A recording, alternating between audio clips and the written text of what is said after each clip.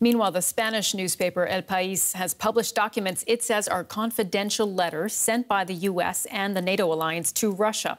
The leaked documents detail the U.S. and NATO's formal response to a list of Moscow's demands, chief among them that NATO rule out admitting Ukraine to the security alliance. They shed more light on the high-stakes diplomacy taking place behind the scenes, including potential nuclear disarmament and trust-building agreements. And for more of this, we can go over to Terry Schultz, who's reporting for us in Brussels. Hi, Terry. So what stands out to you from these leaked documents? Are there any clear differences between the U.S. and NATO responses? Hi, Sumi. The first thing that stood out to me was just how similar the documents are to exactly what we were told were in these letters. Both NATO Secretary General Stoltenberg and U.S. officials had given public statements saying that this is how they responded to Russia. And I'm not saying I didn't believe them, but I'm still struck by just how much we did know about what these letters were and therefore why they were kept classified.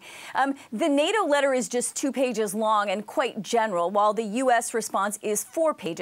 Because the U.S. has more details with which to respond. It has missiles, which NATO doesn't, and Russia asked more of the United States. So the U.S. letter talks about what the U.S. is willing to do if Russia reciprocates, including going back to arms control agreements that have fallen by the wayside, limiting and being more transparent about troop movements, which Russia does not do. I was also struck by sort of this scolding nature in the U.S. letter in particular. It reminded Russia that it invaded Crimea and illegally annexed it, that it has troops in Ukraine, in the eastern Ukraine, which Russia denies, and also that it has troops still in Georgia and in Moldova, which were not there at the invitation of those governments. And Terry, tell us again how the Russian side has responded to these letters. Well, besides what you heard from President Putin, that was reiterated again in a letter from Foreign Minister Sergei Lavrov, which was posted on the Russian Foreign Ministry website. And it reiterates that Russia feels this zero-sum situation, that any reinforcement, any reassurance sent to its neighbors is destabilizing for Russia. So Lavrov says once again that the West does not understand the Russian position, and that without if these members are allowed to have NATO forces on their territory, that it is not acceptable to Russia. This is something where there is a clear difference of opinion that simply I don't see how it can be bridged.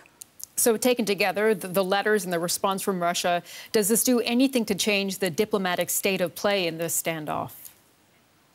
I don't think so. Again, we've heard everyone's positions publicly. What it does do is show everyone in black and white that what President Putin says, that the West basically ignored Russia's proposals and Russia's concerns, is not true, because the letters address very specifically what Russia wants NATO and the U.S. to do, and which are not acceptable. The other thing that I find interesting is that now those people in Eastern Europe who may have feared that NATO and the U.S. might be willing to compromise on their security and withdraw some of these forces and these reassurance measures, that's not on the table at all. DW's Terry Schultz in Brussels for us. Thank you so much.